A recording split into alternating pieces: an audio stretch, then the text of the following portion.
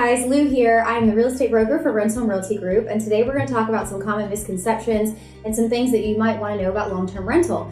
I have the pleasure today of speaking with Lucas Oliveira. He is the CEO for Rental Realty Group, and he is in charge of all of the management that happens and everything that goes on behind the scenes.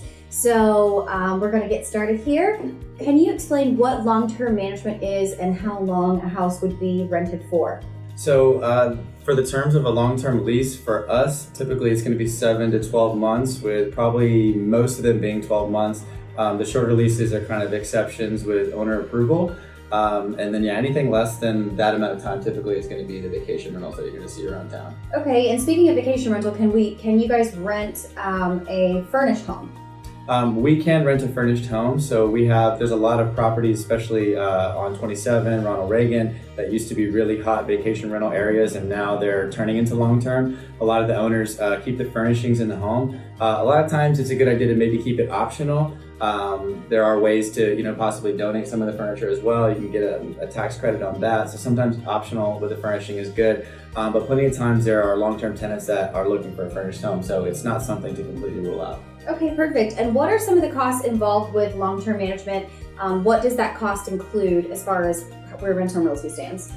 So for us, the biggest fee is kind of the allocation. So in most cases, we're going to have a vacant home and we're going to need to find a tenant. So what we're going to do is go to the house, we'll take advertising pictures, post the house in the MLS, Zillow, Trulia, all the major real estate websites do mostly online advertising is largely what we do.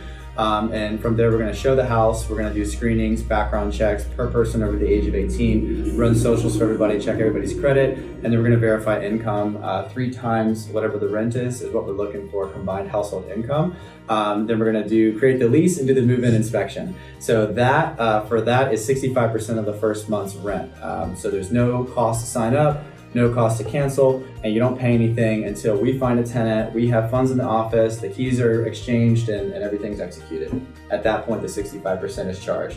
And then after that, monthly management fees are 8%. So I just use $1,000 easy rent. 65% would be $650 would be your allocation fee. And then after that, your monthly management fees would be $80 a month from the $1,000. And what does the management fee itself entail? How involved does an owner have to be with their property as far as what happens throughout the term of the rental? Well, the owners can be as hands-off or hands-on as they want to be. For me, I feel like if you're hiring somebody to do the job, to do management, I would most likely want to be hands-off. Exactly. I'm not hiring a manager so that I can call and check on this and follow up on that. That's what the manager is supposed to do. But some owners do want to be more involved, and if they want to call or email as they want, they absolutely 100% can. So it just depends, but for the most part, it's kind of a hands-off procedure. That's what it should be. So the owners typically will get the rent the 15th of the month, and most times it's going to be smooth that way. The times owners will be contacted is if there's like a large maintenance issue that we need to get approval on over a certain dollar amount, we'll get approval on that. If there's maybe a specific request from the tenant, sometimes we'll get approval on that, but it can be as hands-on or hands-off as you want. Okay, perfect. And what is the ideal home for a long-term rental? What advice would you give someone who's interested in buying a long-term rental? And do you guys offer any services that could help them with a purchase of a long-term rental? So my number one thing for buying a long-term rental is to find a realtor that can tell you rental rates. That's going to be the number one thing.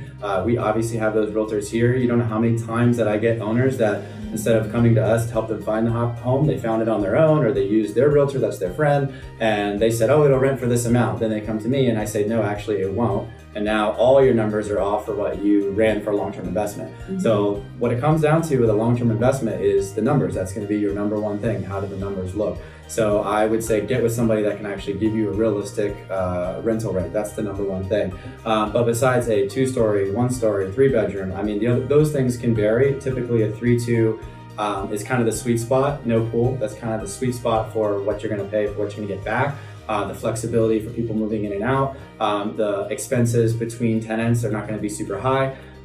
That's kind of the sweet spot, but don't rule out any other property if you have it. Number one thing is going to be the numbers, so get with somebody that knows the numbers. Okay, and can you tell us a little bit about how Rental Realty started as a company? Yes, so Rental Realty started in 2009. It was Liz Leventhal and Scott Leventhal and their son Scott Leventhal Jr. that started the company together, grew the company, kind of built the foundation, and had some original owners and had the building and started things that way. And then in 2016, you and Scott purchased them out and took over and started to begin to change things. That's when I came on as well.